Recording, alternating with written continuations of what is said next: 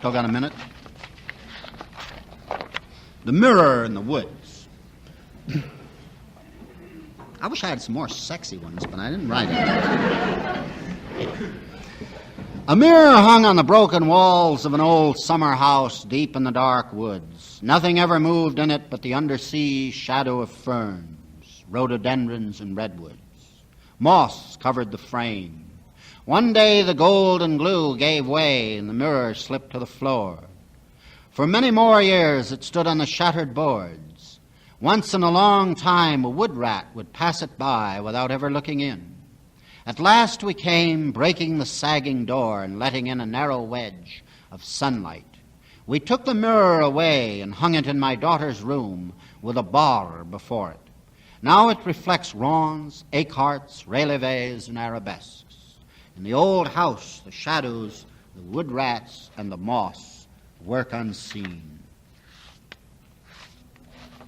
Now I'll try to find this Chinese lady who was sexy enough for both of us in a nice Chinese way. And I'll read a couple of those poems and then I'll stop.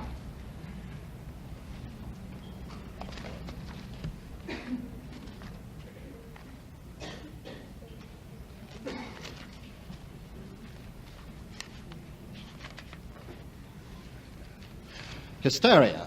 When I look in the mirror, my face frightens me. I am afraid of myself. Every spring, weakness overcomes me like a mortal sickness. I am too weary to arrange the flowers or paint my face. Everything bothers me. All the old sorrows flood back and make the present worse. The crying night jars terrify me. The mating swallows embarrass me, flying 2 by 2 outside my window. Plucked eyebrows, weary eyes that have grown hard with loneliness. Swallows chirp in the painted eaves, but I have lost the ability to even dream of happiness. Each new spring finds me deeper, tangled and snarled in bitterness. As all the world grows more lovely, my bowels are torn with sorrow. Peach blossoms quiver in the light of the new moon on the first nights of the season of cold food. High willows in the golden twilight wave their long shadows in the clear, bright winds of spring. Surrounded by flowers, trapped in pain, I watch the sun set behind the roofs of the women's quarters. Spring. This, incidentally, I didn't say. The woman's name is Chu Shu Chen. She was a Sung dynasty poetess. Spring. Spring has come. I try to forget all the old quarrels and anguish. In the gentle breeze and the clear brightness, all things should start anew. But why do the birds all hate me? Why do the flowers betray me? Why do the peach and cherry blossoms prostrate me? Tears streak the paint on my cheeks. My girdle is too loose for my starved body. When spring comes with a third moon, I know I am a burden to my Lord. But, oh, my Lord, in this third moon of spring, the east wind is a heavy burden to me. And this is another Chinese poetess, Li Ch'ing Chao, roughly a contemporary. She lived a little earlier, I think.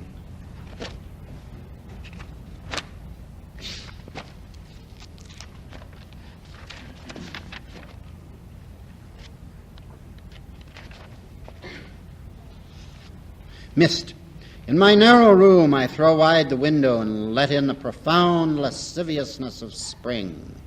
Confused shadows flicker on the half-drawn curtains. Hidden in the pavilion, wordlessly, I strum the rose jade harp. Far away a rocky cliff falls from the mountain in the early twilight. A gentle breeze blows the mist like a shadow across my curtain. Oh, bright pods of the pepper plant, you do not need to bow and beg pardon. I know that you cannot hold back the passing day. The day of cold food. This is a day in which all fires are started over in China in the early spring, somewhat similar to Holy Saturday in Roman Catholic countries. It's an almost universal festival of new fire, is what it really is. And, of course, the food is cold because there's no fire to cook it. The day of cold food. Clear and bright is the splendor of spring on the day of cold food. The dying smoke rises from the jade animal like a silk thread floating in water. I dream on a pile of cushions amongst scattered and broken hair ornaments. The swallows have not come back from the southern sea, but already men begin again, fighting for straws. Petals fly from the peach trees along the river. Willow catkins fill the air with floss. Then, in the orange twilight, fall widely spaced drops of rain.